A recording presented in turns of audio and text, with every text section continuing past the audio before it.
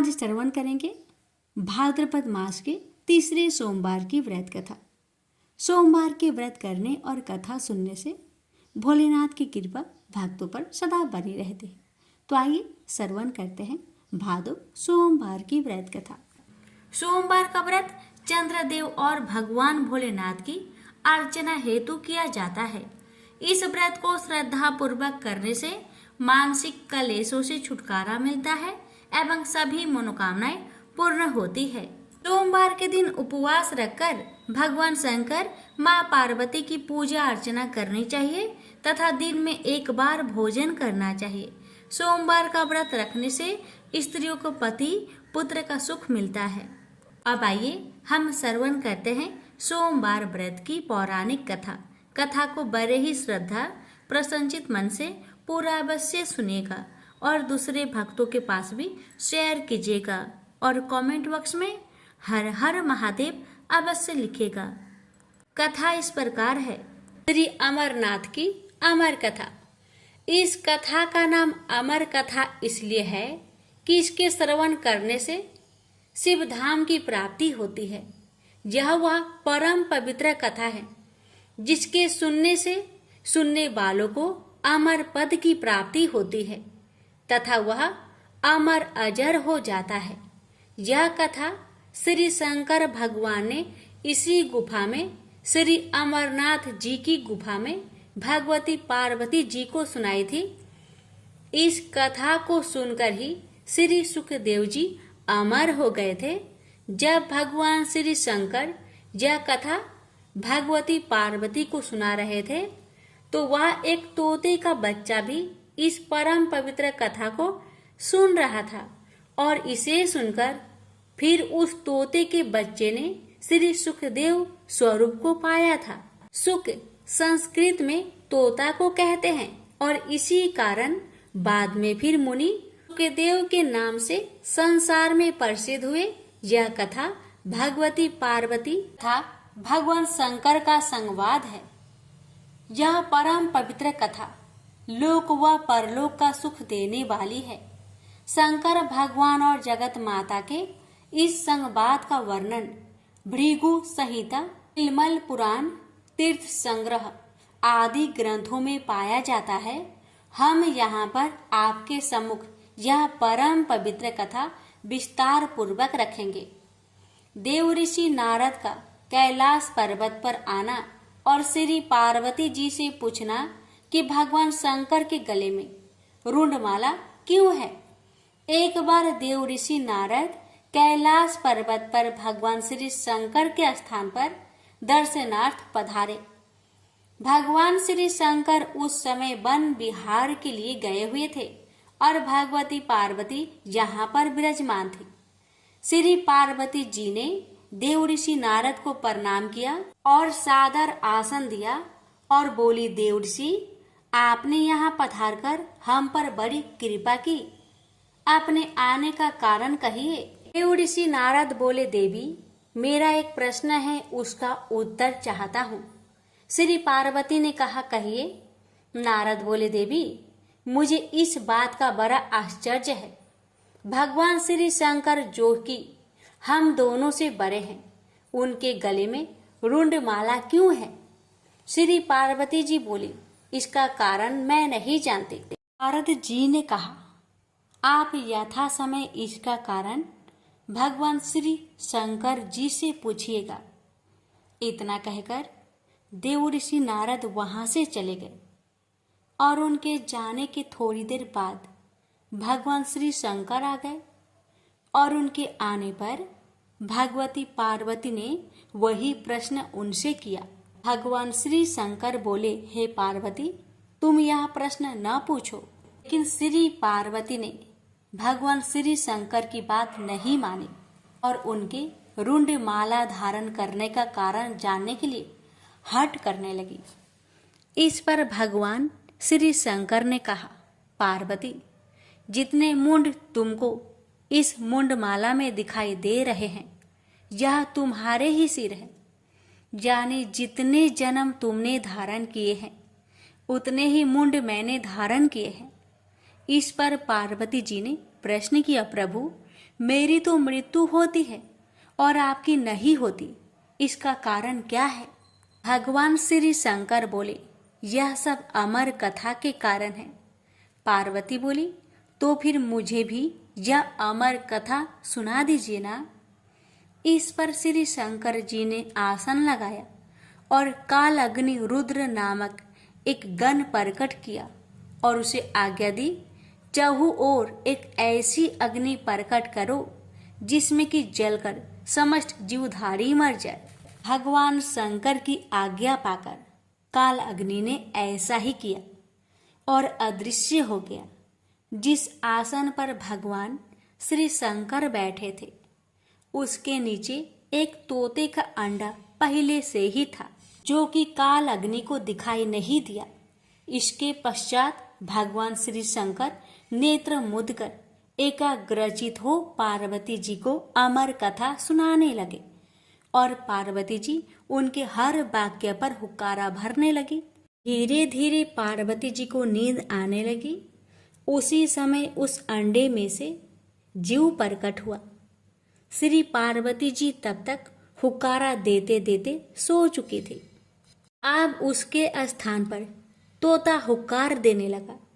जब भगवान शंकर अमर कथा समाप्त कर चुके तो श्री पार्वती जी की आंखें भी खुली। भगवान श्री शंकर ने उनसे पूछा कि क्या उन्होंने अमर कथा सुनी है? श्री पार्वती ने उत्तर दिया कि अमर कथा नहीं सुनी। इस पर भगवान श्री शंकर ने पूछा, तब हुक्कारा कौन देता था? पार्वती जी बोली, मुझे नहीं मालूम। अब भगवान श्री शंकर ने इधर उधर देखा तो उनको एक तोता दिखाई दिया, जो कि उनके देखते ही देखते उड़ गया। भगवान शंकर उठकर पीछे दौड़े। वह तोता उड़ता उड़ता तीनों लोकों में गया, लेकिन उसको कहीं जगह नहीं मिली। श्री व्यास देव की पत्नी अपने घर के द्वार पर बैठी जम्हाई ले रही थी। बस तोता उनके पेट में चला गया। भगवान श्री शंकर ने कहा, व्यास जी, मेरा चोर आपके घर में है। महर्षि व्यास बोले, प्रभु, हमारे घर में तो कोई चोर नहीं है। भगवान श्री शंकर के कहने पर महर्षि व्यास जी ने अपनी पत्नी से पूछा। उसने उत्तर दिया, ऐसा जान पड़ता है जैसे कि मेरे पेट में कोई पंछी गया है। महर्षि व्यास जी ने यह बात भगवान श्री शंकर से कही और साथ ही कहा, आपकी जैसी इच्छा हो वैसा कर सकते हैं, लेकिन यह तो आप जानते ही हैं कि स्त्री को मारना पाप है। श्री वेद व्यास की यह बात सुनकर श्री शंकर लौट गए। वह तोता कई वर्षों तक ऋषि पत्नी के पेट में रहा, लेकिन जब ऋषि पत्नी के पेट का कष्ट अधिक बढ़ता गया तो श्री वेद व्यास जी ब्रह्मा जी और उसके पश्चात श्री विष्णु जी के पास गए। फिर तीनों मिलकर भगवान श्री शंकर के पास गए। इसके पश्चात चारों श्री वेद व्यास जी के स्थान पर आए और पंछी की स्तुति करने लगे। पंछी जो भगवान श्री शंकर जी से अमर कथा सुनकर चारों वेदों तथा 18 पुराणों का ज्ञानी हो गया था, कहने लगा, अब तक जगत निर्मोही नहीं होगा, तक मैं माँ का पेट से बाहर नहीं निकलूंगा। इस पर भगवान विष्णु ने अपनी माया से जगत को निर्मोही कर दिया। इस पर वह तोता बालक रूप होकर माँ के पेट से बाहर आ गया और उसका नाम सुखदेव हुआ। श्री सुखदेव अपने जन्म के साथ ही सबको प्रणाम करके जंगल की ओर चल दिए और फिर भगवान विष्णु ने अपनी माया हटा दी और जगत पुनः मोहयुक्त हो गया। इस पर श्री वेद व्यास जी अपने पुत्र के लिए व्याकुल होकर श्री सुखदेव के पीछे जंगल में दौड़े और उनके पास पहुंचकर उनसे घर चलने के लिए कहा। श्री सुखदेव जी ने कहा, जगत निर्मोही है, यहाँ न कोई किसी का पुत्र है और न कोई किसी का पिता। श्री वेद व्यास जी बोले, अब ऐसा नहीं है। श्री सुखदेव जी ने ध्यान लगाकर देखा तो मालूम हुआ कि भगवान श्री विष्णु ने उनके साथ छल किया है। इस पर उन्होंने श्री वेद व्यास जी से कहा, जब तक मैं गुरु धारण नहीं कर लूंगा वापस घर नहीं जाऊंगा, और गुरु धारण करने के बाद मैं घर आकर आपकी सेवा करूंगा। ये सुखदेव जी फिर इस संसार में गुरु की खोज में इधर उधर घूमने लगे, मगर अपने से बढ़कर ज्ञानी उनको कहीं पर नहीं मिला। इस पर वह श्री वेद व्यास जी की आज्ञा से महाराज जनक के पास गए, लेकिन महाराज जनक के पास कर्म, स्त्री व राजपाट के कारण उनको गलानी हुई। लेकिन राजा जनक ने जब उनका यह हाल देखा तो अपनी माया से उन्होंने सारे नगर को भस्म कर डाला। राजभवन भी भस्म होने लगा, लेकिन राजभवन के जलने से महाराज जनक और पत्नी का चित्त दयामान नहीं हुआ, किंतु श्री सुखदेव जी का चित्त व्याकुल होने लगा। सुखदेव जी को अमर कथा के सुनने तथा अपने अमर हो जाने का अभिमान था। उनकी व्याकुलता को देखकर महाराज जनक बोले, आप क्यों घबरा रहे हैं? आप तो अमर है, लेकिन हमारा शरीर अवश्य जलेगा। इस पर भी जब श्री सुखदेव जी की व्याकुलता दूर न हुई तो महाराज जनक ने अपनी माया से अग्नि पुनः शांत कर दी और प्रत्येक वस्तु पूर्वतः हो गई। यह देखकर श्री सुखदेव जी ने महाराज जनक को अपना गुरु बना लिया और उनसे उपदेश लिया। इसके बाद श्री सुखदेव जी नैमिषारण्य गए। वहां पर ऋषियों, महर्षियों ने उनका बड़ा आदर सत्कार किया। ऋषियों, महर्षियों ने आपसे अमर कथा सुनने के लिए प्रार्थना की। श्री सुखदेव जी बोले, इस कथा के सुनने वाले अमर हो जाते हैं। इसके पश्चात उन्होंने कथा सुनानी आरंभ की। कथा आरंभ होने के साथ ही कैलाश पर्वत, क्षीर सागर और ब्रह्मलोक हिलने लगा। ब्रह्मा, विष्णु, शिव तथा समस्त देवता उस स्थान पर पहुंचे जहां पर अमर कथा हो रही थी। भगवान शंकर को स्मरण हुआ कि यदि इस कथा के सुनने वाले अमर हो गए तो पृथ्वी का संचालन बंद हो जाएगा और फिर देवताओं की प्रतिष्ठा में अंतर आ जाएगा। इसलिए भगवान श्री शंकर क्रोध में भर आए और श्राप दिया कि जो इस कथा को सुनेगा वह अमर नहीं होगा, परंतु हाँ, वह शिवलोक अवश्य प्राप्त करेगा। प्रेम से बोलिए हर हर महादेव। भोलेनाथ, आपकी कथा कहने वाले, सुनने वाले, हुक्कार भरने वाले सभी पर अपनी कृपा सदा सर्वदा बनाए रखना। प्रेम से बोलिए हर हर महादेव। 16 सोमवार व्रत कथा। एक समय श्री महादेव जी पार्वती के साथ भ्रमण करते हुए मृत्यु लोक में अमरावती नगरी में आए। वहां के राजा ने शिव मंदिर बनवाया था, जो कि अत्यंत भव्य एवं रमणीक तथा मन को शांति पहुंचाने वाला था। भ्रमण करते समय शिव पार्वती भी वहां ठहर गए। पार्वती जी ने कहा, हे नाथ, आओ आज इसी स्थान पर चौसर पासे खेले। खेल प्रारंभ हुआ। शिव जी कहने लगे, मैं जीतूंगा। इस प्रकार उनकी आपस में वार्तालाप होने लगी। उस समय पुजारी जी पूजा करने आए। पार्वती जी ने पूछा, पुजारी जी बताइए, जीत किसकी होगी? पुजारी बोला, इस खेल में महादेव जी के समान कोई दूसरा परंगत नहीं हो सकता, इसलिए महादेव जी ही यह बाजी जीतेंगे। परंतु हुआ उल्टा, जीत पार्वती जी की हुई। अतः पार्वती जी ने पुजारी जी को कोढ़ी होने का श्राप दे दिया कि तूने मिथ्या भाषण किया। अब तो पुजारी कोढ़ी हो गया।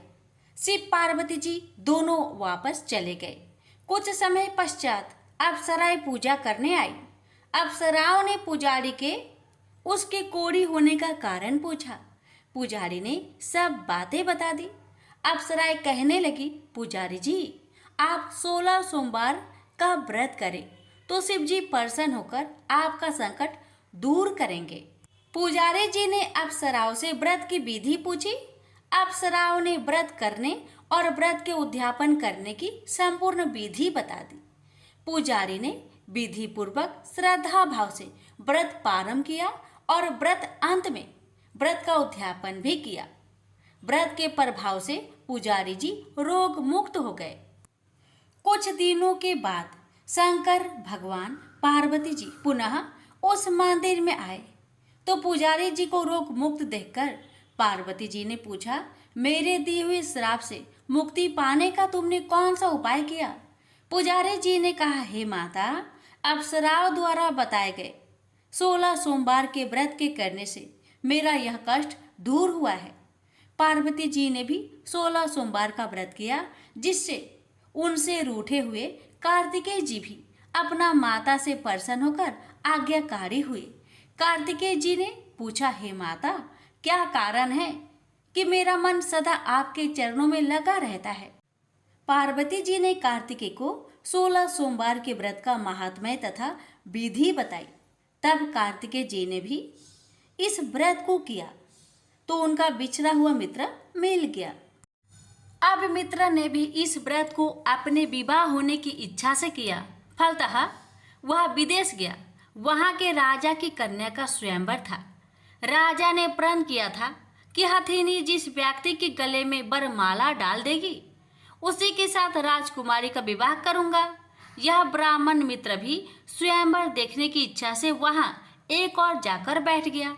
हथिनी ने इसी ब्राह्मण मित्र को माला पहनाई तो राजा ने बड़ी धूमधाम से अपनी राजकुमारी का विवाह उसके साथ कर दिया। तत्पश्चात दोनों सुखपूर्वक रहने लगे। एक दिन राजकन्या ने पूछा, हे नाथ, आपने कौन सा पुण्य किया जिससे हथिनी ने आपके गले में वरमाला पहनाई? ब्राह्मण पति ने कहा, मैंने कार्तिकेय जी द्वारा बताए अनुसार 16 सोमवार का व्रत पूर्ण विधि विधान सहित श्रद्धा भक्ति से किया, जिसके फल के कारण मुझे तुम्हारे जैसे सौभाग्यशाली पत्नी मिली। अब तो राजकन्या ने भी सत्य पुत्र प्राप्ति के लिए व्रत किया और सर्वगुण संपन्न पुत्र प्राप्त किया। बड़े होकर पुत्र ने भी राज्य प्राप्ति की कामना से 16 सोमवार का व्रत किया। राजा के देवलोक होने पर इसी ब्राह्मण कुमार को राजगद्दी मिली। फिर भी वह इस व्रत को करता रहा। एक दिन उसने अपनी पत्नी से पूछा, सामग्री शिवालय ले चलने को कहा, परंतु उसने पूजा सामग्री अपनी दासियों द्वारा भिजवा दी। जब राजा ने पूजन समाप्त किया तो आकाशवाणी हुई कि हे राजा, तुम इस पत्नी को त्याग दो, नहीं तो राजपाट से हाथ धोना पड़ेगा। प्रभु की आज्ञा मानकर उसने अपनी पत्नी को महल से निकाल दिया। तब वह अपने भाग्य को कोसती हुई एक बुढ़िया के पास गई और अपना दुखड़ा सुनाया। तभी बुढ़िया को बताया, मैं पूजन सामग्री राजा के कहे अनुसार शिवालय में नहीं ले गई और राजा ने मुझे निकाल दिया। बुढ़िया ने कहा, तुझे मेरा काम करना पड़ेगा। उसने स्वीकार कर लिया। तब बुढ़िया ने सूत की गठरी उसके सिर पर रखी और बाजार भेज दिया। रास्ते में आंधी आई तो सिर पर रखी गठरी उड़ गई। बुढ़िया ने डांटकर उसे भगा दिया। अब रानी बुढ़िया के यहाँ से चलते चलते एक आश्रम में पहुंची। गोसाई जी उसे देखते ही समझ गए कि यह उच्च घराने की अबला विपत्ति की मारी है। वे उसे धैर्य बधाते हुए बोले, बेटी, तू मेरे आश्रम में रह, किसी प्रकार की चिंता मत कर। रानी आश्रम में रहने लगी, परंतु जिस वस्तु को वह हाथ लगाती वह वस्तु खराब हो जाती। यह देखकर गोसाई जी ने पूछा, बेटी, किस देव के अपराध से ऐसा होता है? रानी ने बताया कि मैंने अपने पति की आज्ञा का उल्लंघन किया और शिवालय में पूजन के लिए नहीं गई। इससे मुझे घोर कष्ट उठाने पड़ रहे हैं। गोसाई जी ने शिव जी से उसके कुशल क्षेम के लिए प्रार्थना की और कहा, बेटी, तुम 16 सोमवार का व्रत विधि के अनुसार करो। तब रानी ने विधि पूर्वक व्रत पूर्ण किया। व्रत के प्रभाव से राजा को रानी की याद आई और दूतों को उसकी खोज में भेजा। आश्रम में रानी को देख दूतों ने राजा को बताया। तब राजा ने वहां जाकर गोसाई जी से कहा, महाराज, यह मेरी पत्नी है। मैंने इसका परित्याग कर दिया था, कृपया इसे मेरे साथ जाने की आज्ञा दें। शिव जी की कृपा से प्रतिवर्ष 16 सोमवार का व्रत करते हुए वे आनंद से रहने लगे और अंत में शिवलोक को प्राप्त हुए। प्रेम से बोलिए हर हर महादेव, माता पार्वती की जय। ओम नमः शिवाय। कथा इस प्रकार है। एक बार भगवान शिव कैलाश पर्वत पर समाधि लगाकर बैठ गए। वर्ष पर वर्ष बीतते चले, लेकिन उनकी समाधि भंग नहीं हुई। इससे सृष्टि का कल्याण और संहार रुक गया। सृष्टि के कामों में रुकावट आने से ब्रह्मा, विष्णु तथा अन्य देवताओं को बहुत चिंता हुआ और वे भगवान शिव की समाधि भंग करने के लिए उपाय सोचने लगे। ब्रह्मा भगवान विष्णु से बोले, भगवान आप ही कोई उपाय बतलाए जिससे भगवान शिव की समाधि टूटे और वह सृष्टि के कल्याण और संहार का अपना उत्तरदायित्व पूर्ण करने में लगे। अगर सृष्टि का चक्र रुक गया तो संसार नष्ट हो जाएगा। विष्णु भगवान बोले, ब्रह्मा जी आपने ही तो इस सृष्टि को पैदा किया है, आपने ही विधान बनाया है, इसलिए आप ही कोई उपाय सोच सकते हैं। ब्रह्मा जी बोले, भगवान शिव की समाधि हमने किसी उपाय से भंग कर भी दी तो वह कल फिर समाधि लगा लेंगे। मैं चाहता हूँ कि कोई ऐसा अस्थायी उपाय सोचा जाए कि सृष्टि का चक्र विधान के अनुसार चलता रहे। विष्णु जी बोले, हम जिस उपाय से अब तक ऋषि मुनियों की तपस्या भंग करते आए हैं, क्या उसी प्रकार कामदेव को भेजकर भगवान शिव की समाधि भंग नहीं की जा सकती? भगवान शिव निर्विकार है, अर्थात उनके मन में ना तो कोई विकार है और न पैदा किया जा सकता है, इसलिए यह उपाय कारगर सिद्ध नहीं होगा। ब्रह्मा जी बोले, भगवान हो सकता है कामदेव से प्रभावित होकर भगवान शिव अपनी समाधि तोड़ दे और फिर किसी स्त्री से विवाह कर ले। विवाहित होने के बाद उनकी आए दिन की इस समाधि से मुक्ति मिल जाएगी।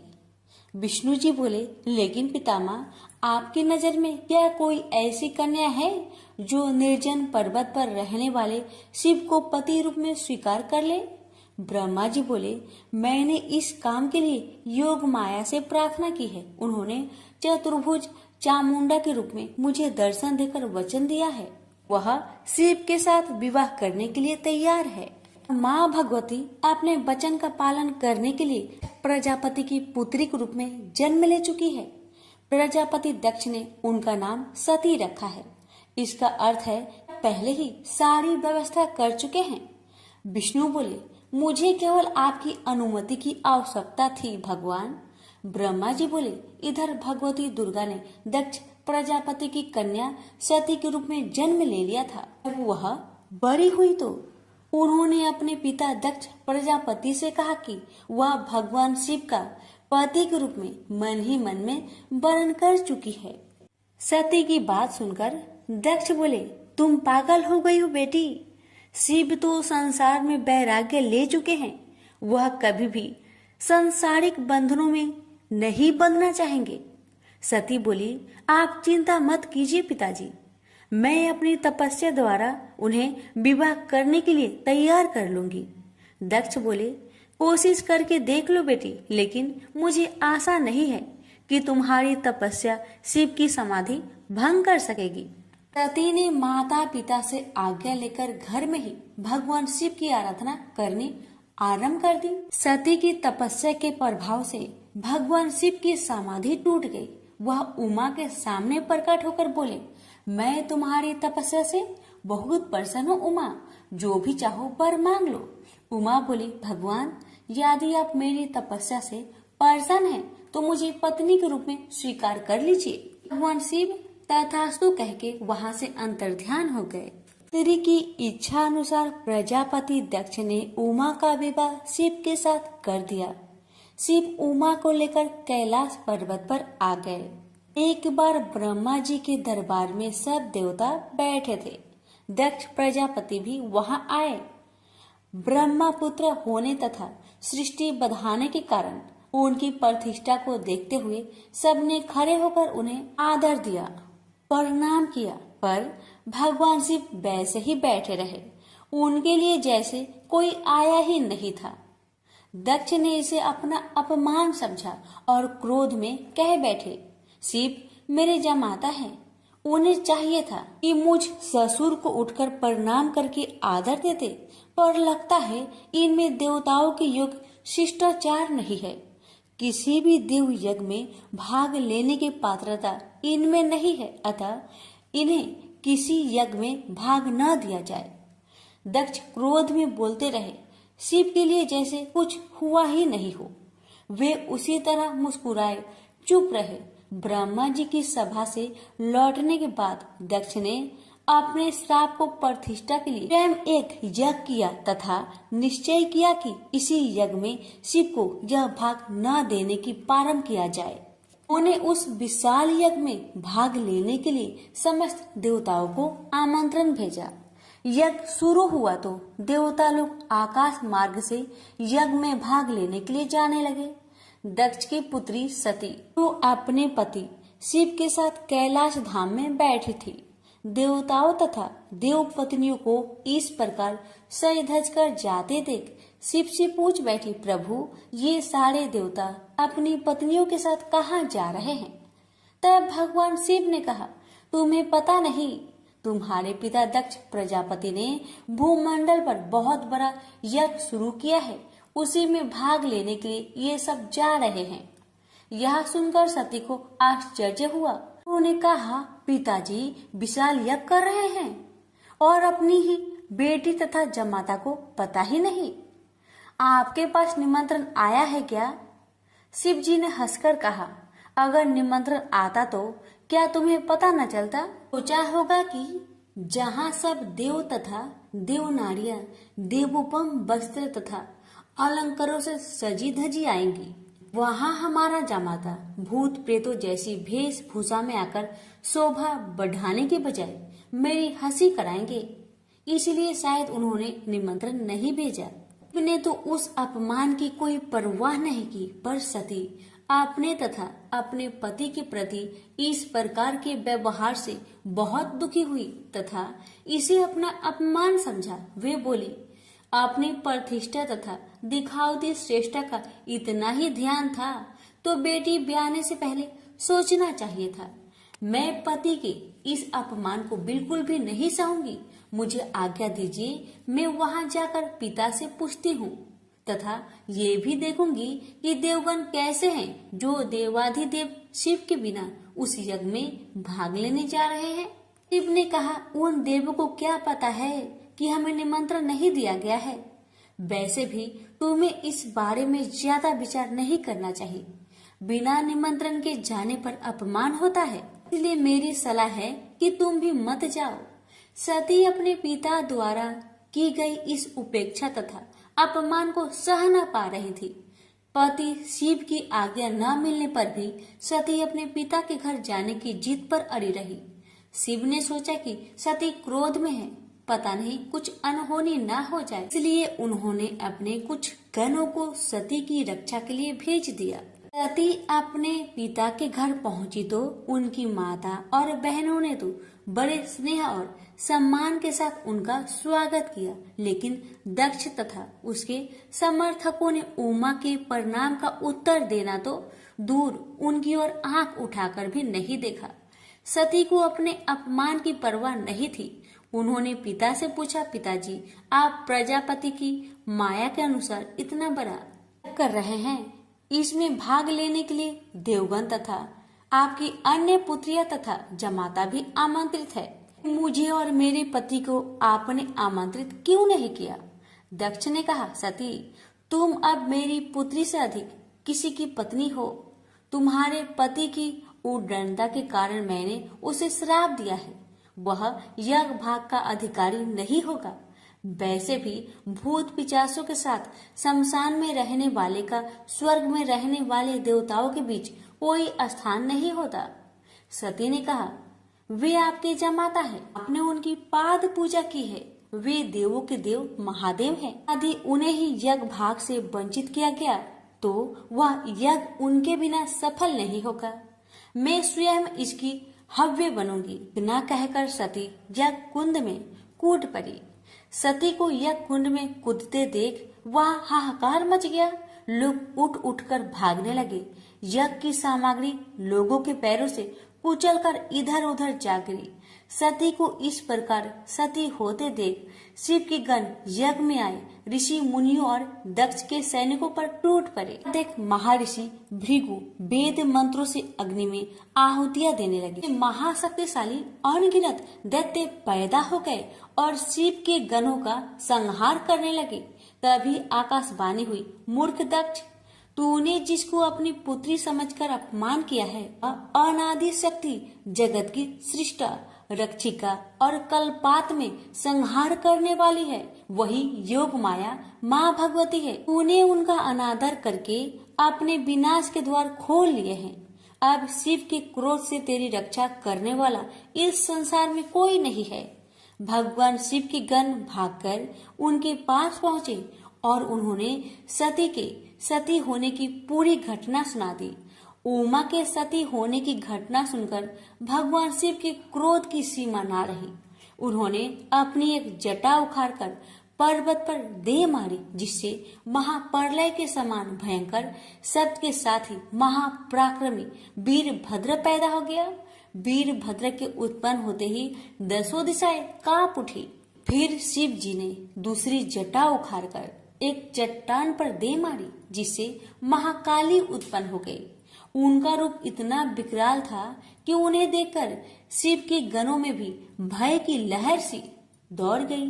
महाकाली के साथ ही काली, कात्यायनी, ईशानी, चामुंडा, मुंड, मर्दनी, भद्रकाली, भद्रा, बलि और वैष्णवी भी पैदा हो गई। फिर भद्र ने कहा, भगवान आज्ञा दीजिए, मैं क्या करूं? यदि आपकी आज्ञा हो तो मैं क्षण भर में ही सारे समुद्र को सोख कर मुझे ब्रह्मांड को भस्म कर डालूं और सारे देवताओं और ऋषि मुनियों को भी भस्म कर दूं। शिव जी बोले, वीरभद्र, ब्रह्मा का पुत्र दक्ष यज्ञ कर रहा है, अत्यंत अभिमानी और मेरा विरोधी है। जाओ उसके यज्ञ का विध्वंस कर दो और वहाँ जो भी देवता, गंधर्व, ऋषि मुनि हो, उन सबको भस्म कर डालो।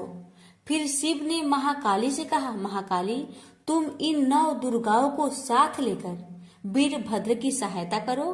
दक्ष उसकी पत्नी और बंधु बांधवों को मारकर उसके वंश को समाप्त कर दो।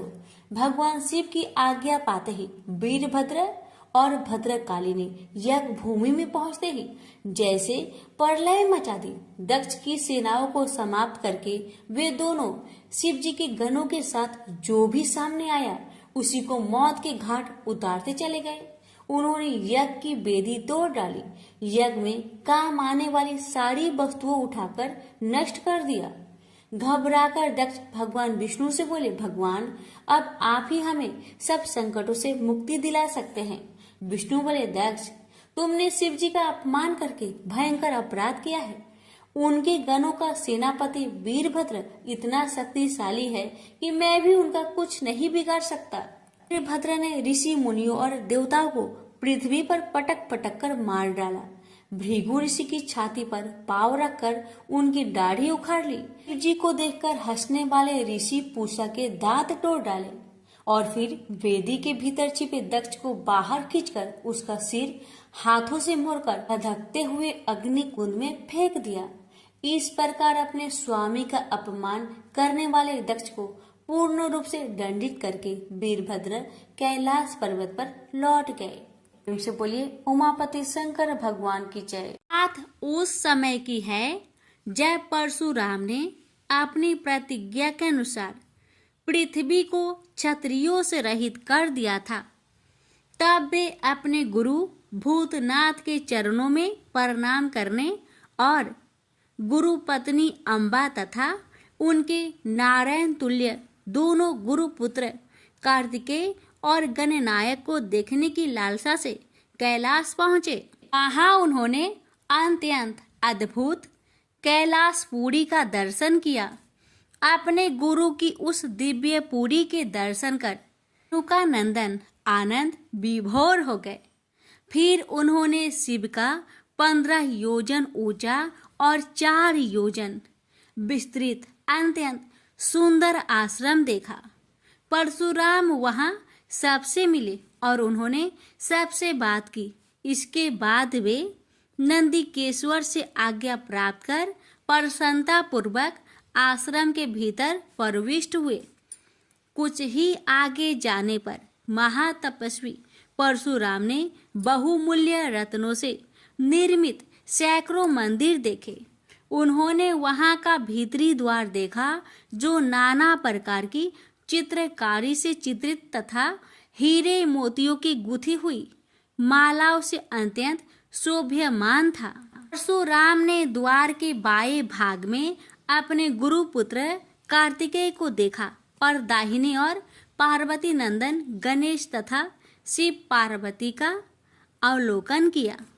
वे वहां रत्न भरण भूषित बहुमूल्य रत्नों से बने सिंहासनों पर आसीन थे। परशुराम सबसे मिलते और प्रेम पूर्वक बात करते हुए प्रसन्नचित चित्त से आगे बढ़े ही थे कि गणेश ने उन्हें देखकर कहा, शूलपाणी इस समय शयन कर रहे हैं। मैं उन परम प्रभु की आज्ञा प्राप्त कर तत्काल तुम्हें साथ ले चलूंगा। बस इतनी देर रुक जाओ। परशुराम ने गणेश के सम्मुख खड़े खड़े उत्तर दिया, बंधुवर, मैं अपने गुरु शिव व माता पार्वती के दर्शन करना चाहता हूँ। मैं उनके चरणों में प्रणाम कर अभी लौट जाऊंगा। गणेश ने उन्हें अनेक प्रकार से समझाते हुए कहा, इस समय भूतेश्वर शिव एवं माता पार्वती अंतःपुर में है, अतएव अभी आपको वहां नहीं जाना चाहिए। परम गुरुदेव शिव एवं माता पार्वती के चरण कमलों के दर्शन करने का मेरा सहज अधिकार है। परशुराम अपने आग्रह पर दृढ़ थे, किंतु गणेश उन्हें अत्यंत विनय पूर्वक समझाते रहे। मैं तो परम पिता शिव एवं माता पार्वती के दर्शनार्थ जाऊंगा ही। यह कहकर परशुराम आगे बढ़ना ही चाहते थे कि गणेश ने उन्हें रोक दिया। 21 बार पृथ्वी को क्षत्रियों से रहित करने वाले भृगु नंदन कुपित हो गए और उनका गणेश से विवाद ही नहीं हुआ, हाथापाई भी होने लगी। कुमार कार्तिकेय ने उन्हें समझाने का प्रयास किया, किंतु क्रोध परशुराम ने उन्हें धक्का दे दिया, जिससे वह गिर गए। शिव पुत्र गणेश ने उठकर परशुराम की ओर डंडा के लिए उनकी भर्त्सना की, तो क्रोध परशुराम ने अपना तीक्ष्ण परशु उठा लिया। तब गणेश ने अपनी सूंड बढ़ाकर उन्हें उसमें लपेट लिया और घुमाने लगे।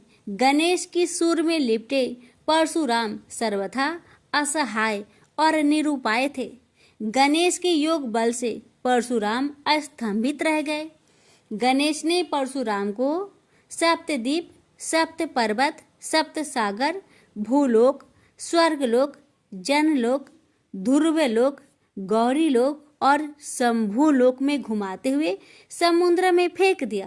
परशुराम समुद्र में तैरने लगे तो निरामयी गणनाथ ने उन्हें पुनः अपनी सूंड में उठा लिया और घुमाते हुए बैकुंठ धाम दिखाकर गोलोक धाम का दर्शन करा दिया। वहां परशुराम ने मंद मंद मुस्कुराते हुए बंसी विभूषित नव निरत श्री कृष्ण के साथ रासवेणी राधा का दर्शन किया, तो वे बार बार उनके मंगलमयी चरण कमलों में प्रणाम करने लगे। कुछ देर बाद परशुराम सचेत होकर पृथ्वी पर गिर पड़े। समय उनका प्रतिवादी मुख स्तंभ गणेश जी द्वारा किया हुआ स्तंभन भी दूर हो गया। तब उन्होंने अपने अभीष्ट देवता श्री कृष्ण के जगत गुरु शिव द्वारा प्रदत्त परम दुर्लभ स्रोत एवं कवच का स्मरण किया और संपूर्ण शक्ति से सूर्य की प्रभा के तुल्य तीक्ष्णतम अपने परशु से गौरी नंदन पर प्रहार कर दिया। गणेश ने अपने परम पूज्य पिता के अमोघ अस्त्र का सम्मान करने के लिए उसे अपने बाएं दांत से पकड़ लिया। शिव शक्ति के प्रभाव से वह तेजस्वी परशु गणेश के बाएं दांत को समूल काट कर पुनः रेणु का पुत्र परशुराम के हाथ में लौट आया। गणेश का दांत टूटते ही भयानक गर्जना हुई और रक्त का फवारा फूट पड़ा। मुंह से निकलकर रक्त से सना दांत भूतल पर गिर पड़ा। उस समय धरित्री कांप उठी। यह दृश्य कार्तिकेय, क्षेत्रपाल आदि पार्षद तथा शून्य में देवगण अत्यंत भयभीत होकर हाय हाय करने लगे। कैलाशवासी डर से मूर्छित हो गए। निंद्रापति सुधत्मा शिव की निंद्रा भंग हुई। बेटा यह क्या हुआ? दौड़ी हुई पार्वती आई तो उन्होंने अपने पुत्र गणेश के टूटे दांत तथा रक्त से सने हुए मुंह को देखा और देखा कि उनके हृदय खंड गणेश क्रोध शून्य परम शांत लज्जा से सिर झुकाए खड़े हैं। अत्यंत व्याकुल होकर उन्होंने स्कंद से पूछा, क्या बात है? यह कैसे हुआ? स्कंद द्वारा संपूर्ण वृत्तांत सुनकर पार्वती अत्यंत क्रोध हुई और अपने प्रिय पुत्र गणेश जी को सीने से लगाकर रोती हुई शिव से बोली, मेरे पुत्र गणेश और आपके शिष्य परशुराम में किसका दोष है? आप ही निर्णय करें। फिर माता पार्वती ने अपने सम्मुख परशुराम को शिव के प्रमोदक द्वारा चरण कमलों की निर्भयता पूर्वक सेवा करते हुए देखकर कहा, हे महाभाग राम, तुम योगियों के गुरु देवाधिदेव महादेव के शिष्य हो। तुम शुद्ध मन वाले हो। तुम्हारी अशुद्धता का कारण मेरी समझ में नहीं आ रहा।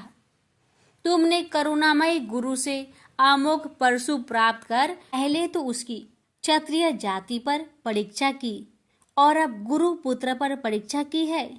श्रुति गुरु दक्षिणा देने का निर्देश करती है और तुमने अत्यंत निर्दयता पूर्वक गुरु पुत्र का समूल एक दांत ही नष्ट कर दिया। आप इसका सिर भी काट डालो। चरमता का अमोघ परशु प्राप्त कर ले तो क्षुद्र श्रृंगाल भी वनराज को मार सकता है।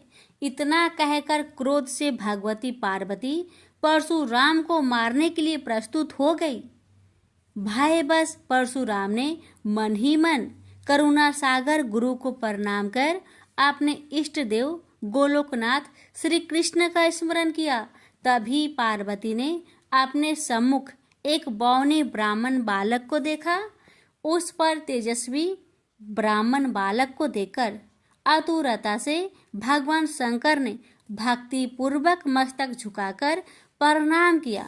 उसके बाद माता पार्वती ने भी उसे प्रणाम किया। परम तेजस्वी ब्राह्मण बालक ने शिव एवं पार्वती को शुभ आशीर्वाद प्रदान किया।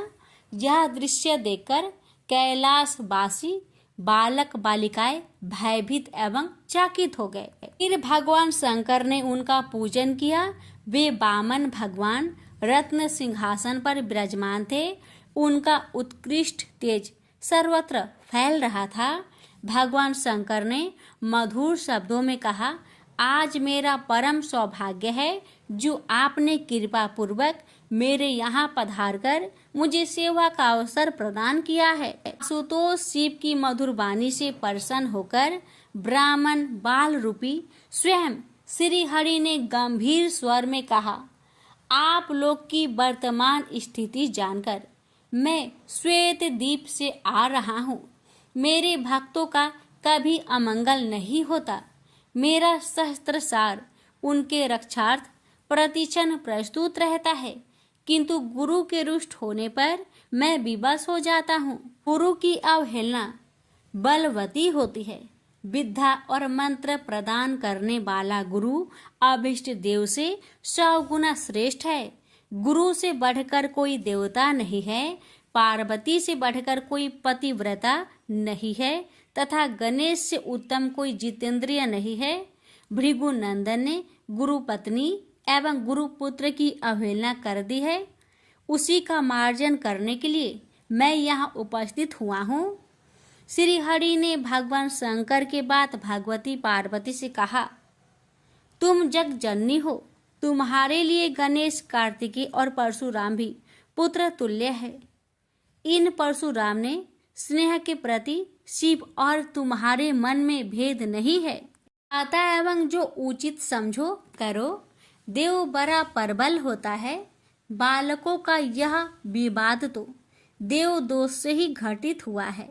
तुम्हारे इस प्रिय पुत्र का एक दंत नाम वेदों में प्रसिद्ध है। फिर श्री हरि ने परशुराम से कहा, राम, तुमने क्रोधवश शिवा पुत्र गणेश का दांत तोड़कर अनुचित किया है। इस कारण तुम निश्चय ही अपराधी हो। ये सर्वशक्ति स्वरूपा पार्वती प्रकृति से परे और निर्गुण है। श्री कृष्ण भी इन्हीं की शक्ति से शक्तिशाली हुए हैं। ये समस्त देवताओं की जननी है। तुम इनकी स्तुति कर इन्हें संतुष्ट करो। इतना कहकर श्री हरि बैकुंठ के लिए प्रस्थान कर गए। परशुराम ने भी स्नान कर शुद्ध वस्त्र धारण कर लिए। वह हाथ जोड़कर गुरुदेव के चरणों में प्रणाम कर सिर झुकाए जगजननी गौरी का स्तवन करने लगे। भक्तवर परशुराम के संपूर्ण अंग पुलकित थे और उनके नेत्र से अश्रु प्रवाहित हो रहे थे। इस प्रकार करुण प्रार्थना करते हुए अंत में परशुराम ने कहा, जगजननी, रक्षा करो, रक्षा करो, मेरे अपराध को क्षमा कर दो। भला कहीं बच्चे के अपराध करने से माता कुपित होती है। यह कहकर परशुराम ने माता पार्वती के चरणों में प्रणाम कर अत्यंत दुखी होकर रोने लगे। परशुराम की करुण प्रार्थना से करुणामयी पार्वती का हृदय द्रवित हो गया। उन्होंने प्रीति पूर्वक परशुराम को अभय दान देते हुए कहा, बेटा, अब शांत हो जाओ। आशुतोष के अनुग्रह से तुम्हारी सर्वत्र विजय हो। सर्वतरात्मा श्री हरि तुम पर सदा प्रसन्न रहे। गुरुदेव शिव में तुम्हारी भक्ति सुदृढ़ रहे। तुम अमर हो जाओ। इसी प्रकार दयामयी पार्वती ने परशुराम को आशीर्वाद दिया और वे अपने अंतपुर में चली गई। उस समय वहां श्री भगवान के मंगल नाम का उच्च घोष होने लगा। फिर परशुराम ने एक दंत गणेश का स्तवन किया और गंधे, पुष्प, धूप, दीप एवं तुलसी रहित नैवेद्य आदि से लंबोदर की प्रीति पूर्वक पूजा की। परशुराम ने भक्ति भाव से भाई गणेश को संतुष्ट कर माता पार्वती एवं कृपा सिंधु त्रिलोचन के चरणों में प्रणाम किया। फिर उन्होंने गुरु की आज्ञा प्राप्त कर प्रसन्नता पूर्वक वहां से प्रस्थान किए। प्रेम से बोलिए गौरी पुत्र गणेश भगवान की जय। हर हर महादेव। माता पार्वती की जय। शिव जी की आरती। ओम जय शिव ओंकारा, स्वामी जय शिव ओंकारा, ब्रह्मा विष्णु सदा शिव अर्धांगी धारा। ओम जय शिव ओंकारा, स्वामी जय शिव ओंकारा, एकानन चतुरानन पंचानन राजे, हंसानन गरुरासन वृषवाहन साजे। ओम जय शिव ओंकारा, स्वामी जय शिव ओंकारा, दो भुज चार चतुर्भुज, दस भुज अति सोहे, त्रिगुण रूप निरखते त्रिभुवन जन मोहे। अच्छी माला बने माला, मुंड माला धारी, त्रिपुरारी कंसारी करे माला धारी। श्वेतांबर पीतांबर बाघंबर अंगे, सनकादिकी गरुणादिकी भूतादिकी संगे। कर के माध्य का मंडलु चक्र त्रिशूली धारी, सुखकारी दुखहारी जगपालनकारी।